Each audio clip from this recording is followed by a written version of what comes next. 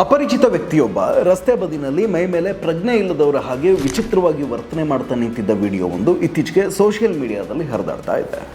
ಈ ವಿಡಿಯೋವನ್ನು ಹಂಚಿಕೊಳ್ತಾ ಇರುವಂತಹ ಜನ ಇದು ಮಾದಕ ವಸ್ತುಗಳ ಪ್ರಭಾವ, ವಿದೇಶದ ಅಪಾಯಕಾರಿ ಜಾಂಬಿ ಡ್ರಗ್ಸ್ ನಮ್ಮ ಬೆಂಗಳೂರಿಗೂ ಕಾಲಿಟ್ಟಿದೆ ಅಂತ ಆತಂಕ ವ್ಯಕ್ತಪಡಿಸೋಕೆ ಶುರು ಮಾಡಿದ್ರು. ಈ ವಿಡಿಯೋ ವೈರಲ್ ಆದ ಬೆನ್ನಲ್ಲೇ ಕಾನೂನು ಸುವ್ಯವಸ್ಥೆಯ ಬಗ್ಗೆ ಪ್ರಶ್ನೆಗಳು ಕೂಡ ಹುಟ್ಟುಕೊಂಡಿದ್ವು.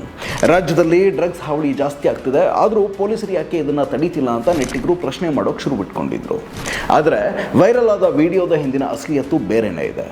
ವಿಡಿಯೋದಲ್ಲಿರೋ ವ್ಯಕ್ತಿ ಯಾರು, ಆತ ಡ್ರಗ್ಸ್ ತೆಗೆದುಕೊಂಡಿದ್ನ, ನಿಜಕ್ಕೂ ಅಲ್ಲಿ ನಡೆದಿದ್ದೇನೋ ಅನ್ನೋ ಸತ್ಯವನ್ನ ಸ್ವತಃ ಬೆಂಗಳೂರು ಕಮಿಷನರ್ ಸೀಮಂತ್ ಕುಮಾರ್ ಸಿಂಗ್ ಅವರ ಜನರ ಮುಂದೆ ತೆರೆದಿಟ್ಟಿದ್ದಾರೆ. ಕಮಿಷನರ್ ಏನು ಹೇಳಿದ್ರು ಅನ್ನೋದನ್ನ ಕೇಳೋದಕ್ಕೂ ಮುಂಚೆ ಇಡೀ ಘಟನೆಯ ಹಿನ್ನೆಲೆಯನ್ನ ಒಮ್ಮೆ ಹೇಳ್ಬಿಡ್ತೀನಿ ಕೇಳಿ. ಬೆಂಗಳೂರಿನ ಬಾಗಲೂರು ರಸ್ತೆ ಬಳಿ ವ್ಯಕ್ತಿಯೊಬ್ಬ ಪ್ರಜ್ಞೆ ತಪ್ಪಿ ಮತ್ತಿನಲ್ಲಿರೋ ಹಾಗೆ ವರ್ತಿಸ್ತಾ ಇರೋದನ್ನು ಕಂಡ ಅಲ್ಲೇ ಇದ್ದ ಯಾರೋ ಒಬ್ಬರು ಆತನ ವರ್ತನೆಯನ್ನ ವಿಡಿಯೋ ಮಾಡಿ ಇನ್ಸ್ಟಾಗ್ರಾಮ್ನಲ್ಲಿ ಅಪ್ಲೋಡ್ ಮಾಡಿದ್ದಾರೆ. ನೋಡ್ತಾನೆ ಈ ವಿಡಿಯೋ ಸೋಷಿಯಲ್ ಮೀಡಿಯಾದಲ್ಲಿ ಭಾರಿ ವೈರಲ್ ಆಗಿದೆ.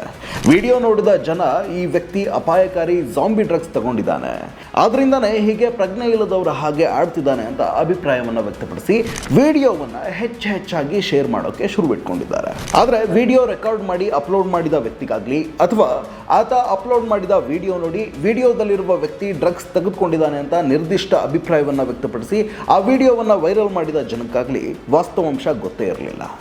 ವಿಡಿಯೋ ವೈರಲ್ ಆಗಿ ಜಾಂಬಿ ಡ್ರಗ್ಸ್ ಕುರಿತ ಚರ್ಚೆ ಜೋರಾಗ್ತಾನೆ ವಿಡಿಯೋದಲ್ಲಿರುವ ವ್ಯಕ್ತಿಯನ್ನು ಹುಡುಕಿ ಪತ್ತೆ ಹಚ್ಚಿರುವ ಬೆಂಗಳೂರು ಪೊಲೀಸರು ಆತನ ವಿಚಾರಣೆಯನ್ನು ನಡೆಸಿದ್ದಾರೆ. ಆಗ ಆ ಅಪರಿಚಿತ ವ್ಯಕ್ತಿ ಬೆಂಗಳೂರಿನಲ್ಲಿ ನೆಲೆಸಿರುವವನಲ್ಲ, ಹೊರಗಿಂದ ಬೆಂಗಳೂರಿಗೆ ಬಂದಿರೋ ವ್ಯಕ್ತಿ ಅನ್ನೋದು ಸ್ಪಷ್ಟವಾಗಿದೆ. ಅನಾರೋಗ್ಯದಿಂದ ಬಳಲ್ತಾ ಇದ್ದಂತಹ ಆತ ಔಷಧಗಳನ್ನು ಸೇವಿಸಿ ನಂತರ ಮದ್ಯ ಸೇವನೆ ಕೂಡ ಮಾಡಿದ್ದ. ಮದ್ಯದ ನಶೆ ಮತ್ತು ಔಷಧಗಳ ಅಡ್ಡ ಪರಿಣಾಮದಿಂದ ಆತನ ಆರೋಗ್ಯದಲ್ಲಿ ಏರುಪೇರಾಗಿ ಪ್ರಜ್ಞೆ ಇಲ್ಲದವರಂತೆ ವರ್ತಿಸಿದ್ದಾನೆ ಎಂಬ ಅಂಶ ವಿಚಾರಣೆ ವೇಳೆ ಹೊರಬಿದ್ದಿದೆ. ಅಷ್ಟಕ್ಕೆ ಸುಮ್ಮನಾಗದ ಪೊಲೀಸರು ಆ ವ್ಯಕ್ತಿಯನ್ನು ವೈದ್ಯಕೀಯ ಪರೀಕ್ಷೆಗೆ ಒಳಪಡಿಸಿದ್ದಾರೆ.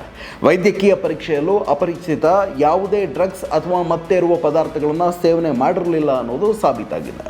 ಈ ವಿಚಾರವನ್ನು ಖುದ್ದು ಬೆಂಗಳೂರು ಸಿಟಿ ಕಮಿಷನರ್ ಸೀಮಂತ್ ಕುಮಾರ್ ಸಿಂಗ್ ಅವರ ಮಾಧ್ಯಮಗಳ ಎದುರು ಹೇಳಿದ್ದಾರೆ. ಒಮ್ಮೆ ಕೇಳಿ. ಆ ಪರ್ಟಿಕ್ಯುಲರ್ ಏನು ವಿಡಿಯೋ ಇದೆ, ಆ ವಿಡಿಯೋ ಸಂಬಂಧಪಟ್ಟ ಯಾರು ವ್ಯಕ್ತಿದು ವಿಡಿಯೋ ಇದೆ, ಆ ವ್ಯಕ್ತಿ ನಮ್ಮ ಪೊಲೀಸ್ ಅವರು ವಶಕ್ಕೆ ತಗೊಂಡಿದ್ದಾರೆ. ಅವ್ರದ್ದು ಮೆಡಿಕಲ್ ಟೆಸ್ಟ್ ಕೂಡ ಮಾಡಲಾಗಿದೆ.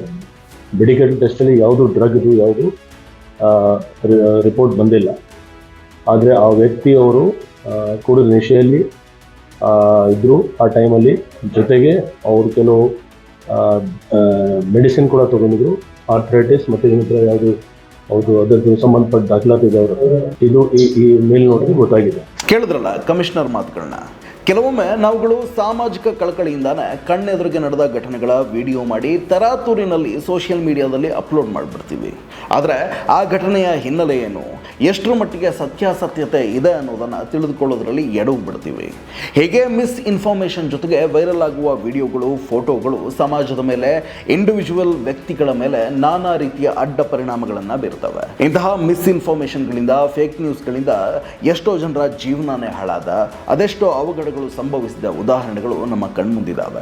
ನಾವಿವತ್ತು ಫೇರ್ ನ್ಯೂಸ್ಗಳಿಗಿಂತ ಫೇಕ್ ನ್ಯೂಸ್ಗಳೇ ತುಂಬಿ ತುಳುಕ್ತಾ ಇರುವಂತಹ ಕಾಲಘಟ್ಟದಲ್ಲಿ ಬದುಕ್ತಾ ಇದ್ದೀವಿ. ಪ್ರತ್ಯಕ್ಷವಾಗಿ ಕಂಡರೂ ಪ್ರಮಾಣಿಸಿ ನೋಡಲೇಬೇಕಾದಂತಹ ಅನಿವಾರ್ಯತೆ ಖಂಡಿತವಾಗ್ಲೂ ಇದೆ.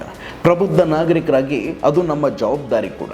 ಹೀಗಾಗಿ ಸೋಷಿಯಲ್ ಮೀಡಿಯಾದಲ್ಲಿ ನಿಮಗೆ ಪೂರ್ಣ ಮಾಹಿತಿ ಇಲ್ಲದ ಯಾವುದೇ ವಿಡಿಯೋ ಅಥವಾ ಫೋಟೋಗಳನ್ನು ಶೇರ್ ಮಾಡೋ ಮುನ್ನ ಎಚ್ಚರದಿಂದ ಇರಿ. ಬೆಂಗಳೂರಿಗೆ ಜಾಂಬಿ ಡ್ರಗ್ಸ್ ಅಂತೂ ಕಾಲಿಟ್ಟಿಲ್ಲ ಅನ್ನೋದನ್ನು ಕಮಿಷನರ್ ಅವರೇ ಸ್ಪಷ್ಟಪಡಿಸಿದ್ದಾರೆ.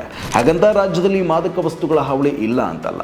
ಆದರೆ ಇತ್ತೀಚೆಗೆ ದಂಧೆಕೋರರ ಅಡ್ಡೆಗಳ ಮೇಲೆ ನಿರಂತರವಾಗಿ ನಡೀತಾ ಇರುವಂತಹ ಪೊಲೀಸರ ದಾಳಿಗಳನ್ನು ನೋಡಿದ್ರೆ ಮಾದಕ ವಸ್ತುಗಳ ಪ್ರಭಾವಳಿಯನ್ನು ಮಟ್ಟ ಹಾಕೋ ಪ್ರಯತ್ನವಂತೂ ನಡೀತಾ ಇದೆ. ನೀವು ಕೂಡ ಮಾದಕ ವಸ್ತುಗಳಿಂದ ದೂರ ಇರಿ. ನಿಮ್ಮ ಸುತ್ತಮುತ್ತ ಆ ಥರದ ಚಟುವಟಿಕೆಗಳು ಕಂಡು ಬಂದರೆ ನಿಮ್ಮ ಹತ್ತಿರದ ಪೊಲೀಸ್ ಸ್ಟೇಷನ್ಗೆ ಮಾಹಿತಿ ನೀಡಿ. ನಮಸ್ಕಾರ.